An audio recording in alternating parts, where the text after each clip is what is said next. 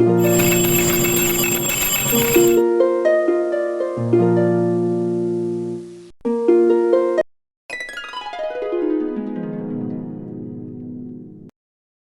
Everyone, कैसे हैं आप लोग। आई होप कि आप सब बहुत ही अच्छे होंगे और आपकी पढ़ाई भी बहुत अच्छी चल रही होगी।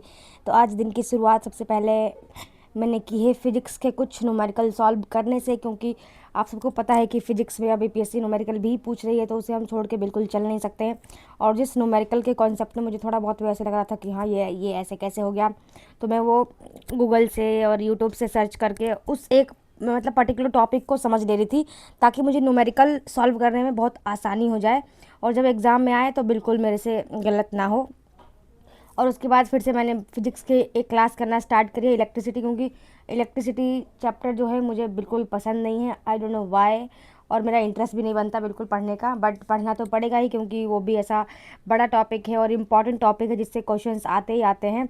जो बच्चे जिनका भी साइंस बैकग्राउंड होता है और जो इंजीनियरिंग के बच्चे होते हैं, उनको तो साइंस बहुत ही ईजी लगती होगी कि हाँ मतलब ठीक है ना, न्यूमेरिकली तो करने हैं, ये तो हमने पढ़ रखा है। बट जो अदर स्ट्रीम के बच्चे हैं उनके लिए न्यूमेरिकल बहुत बड़ा वंडर हो जाता है, और उन्हीं में से एक हूँ मैं कॉमर्स की हूँ, तो इसलिए साइंस के न्यूमेरिकल में मुझे थोड़ी सी प्रॉब्लम तो आती है। बट इस बार न्यूमेरिकल को मैं करके चलूँगी, छोड़ के बिल्कुल नहीं चलूँगी। पिछली बार बिल्कुल मैंने न्यूमेरिकल पे ध्यान नहीं दिया था, तो उसका बहुत बड़ा खामियाजा भुगतना पड़ा था, तो इस बार ऐसा बिल्कुल नहीं होगा।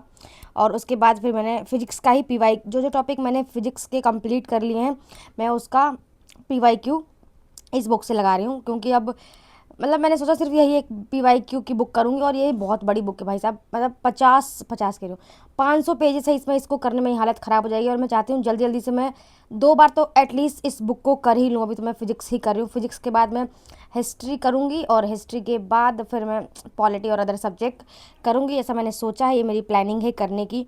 और ओवरऑल मुझे ये किताब बहुत अच्छी लगी, जिस तरह से इन लोगों ने एक्सप्लेन कर रखा है और बता रखा है। तो ओवरऑल अगर आप में इस अभी तो टाइम नहीं बचा, खैर जो भी नेक्स्ट बीपीएससी का प्रिपरेशन करेगा और पीवाईक्यू के लिए कोई बुक लेना चाहता है, तो ये बुक बहुत ही अच्छी है। आपको लेटेस्ट वर्जन इसका लेंगे तो बहुत ही अच्छा रहेगा। जो भी टॉपिक इसमें टॉपिक वाइज दिया हुआ है, तो आप जो भी टॉपिक पढ़ें, और मान लीजिए आपने पार्लियामेंट पूरा कर लिया, तो आप इस बुक में जाके पार्लियामेंट के क्वेश्चंस लगा कर देख लीजिए कि हाँ आपके बन रहे हैं क्वेश्चंस कि नहीं बन रहे हैं, कहाँ पे आपको प्रॉब्लम आ रही है।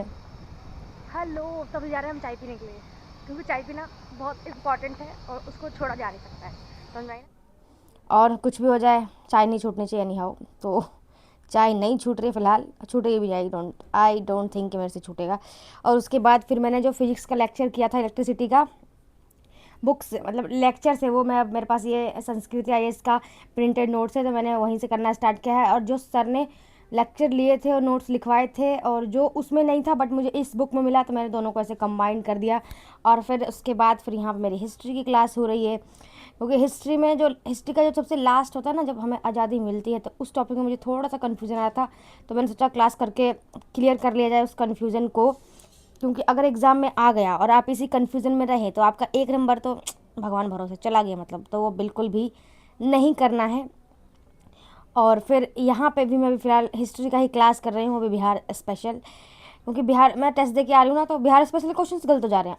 आई डोंट नो भाई, ये तो ऐसा टॉपिक था, इसमें से क्वेश्चंस गलत होना बनता नहीं था, बट फिर भी गलत हो रहा है, तो थोड़ा इस पर भी ध्यान देने की बिल्कुल ज़रूरत है। मतलब मैं तो ऐसे ही करती हूँ, मैं टेस्ट दे के आती हूँ, जिस टॉपिक से मेरे क्वेश्चंस गलत हो गए, पहले तो मैं देखती हूँ कि किस लिए क्वेश्चंस छूटे या फिर गलत हुए, कि मेरे को टॉपिक का नॉलेज नहीं था, या फिर मेरी प्रॉपर रिवीजन नहीं था, या फिर लैक ऑफ रिवीजन हो गया, सिली मिस्टेक हो गया, तो ऐसे करके और आने के बाद फिर मैं उसी को अच्छे से रीड आउट करती हूँ, पढ़ती हूँ, रिवीजन करती हूँ।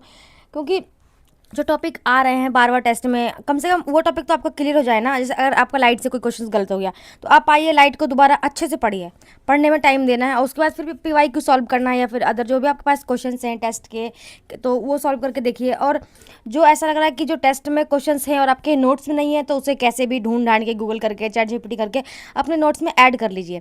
नोट्स बदलना बिल्कुल मूर्खता है, नोट्स नहीं बदलना है आपको, उस टॉपिक को वहाँ ऐड करते जाना है। इसी प्रकार से सारे सब्जेक्ट के साथ करना है। जो भी टॉपिक आपको नया मिल रहा है, या फिर आपको लगता है कि आपके नोट्स में नहीं है, छूट गया है, तो उसे आप किसी भी तरीके से उस वहीं जहाँ अगर आपने लाइट का कोई क्वेश्चन किया है और लाइट का आपको कुछ ऐसा मिला है कि बस, तो बस उसको वहीं पे ऐड कर लेना है।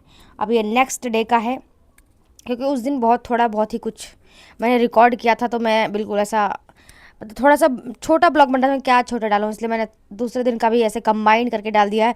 और यहाँ पे फिर मैं फिजिक्स का ही कर रही हूँ, इलेक्ट्रिसिटी, क्योंकि वो 3 घंटे का क्लास था, 3.5 घंटे का, जो मैं पिछले बार 1.5 घंटे का ही ले पाई थी। थोड़ा बोरियत, क्योंकि मुझे वो चैप्टर भी नहीं पसंद है और मुझे बहुत बोरियत होने लगा था।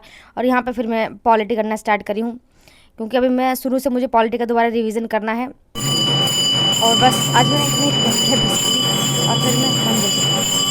पता नहीं क्यों बहुत ऐसा एग्जाम पास आने लगता है ना, तो इतना एक्सट्रीम लेवल का ओवर थिंक होने लगता है ना मेरे को, तो आई डोंट नो व्हाई। तो मैं सोचा चलो, हालांकि भैया भगवान की थोड़ी खटपट खटपट बन रही है, बट फिर भी मुसीबत में भगवान का ही याद आता है मेरे को तो specially.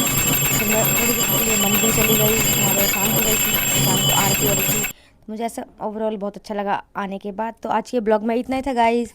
Thank you for watching. Next video में मिलेंगे, तब तक अपना ध्यान रखें, पढ़ते रहें और पढ़ते ही रहें बस। अभी और कोई ऑप्शन भी नहीं है, बिल्कुल टाइम बर्बाद ना करें, सिर्फ पढ़ाई करें। दोस्तों और अदर जो भी काम है उसको हम छोड़ सकते हैं और पढ़ सकते हैं। बाय।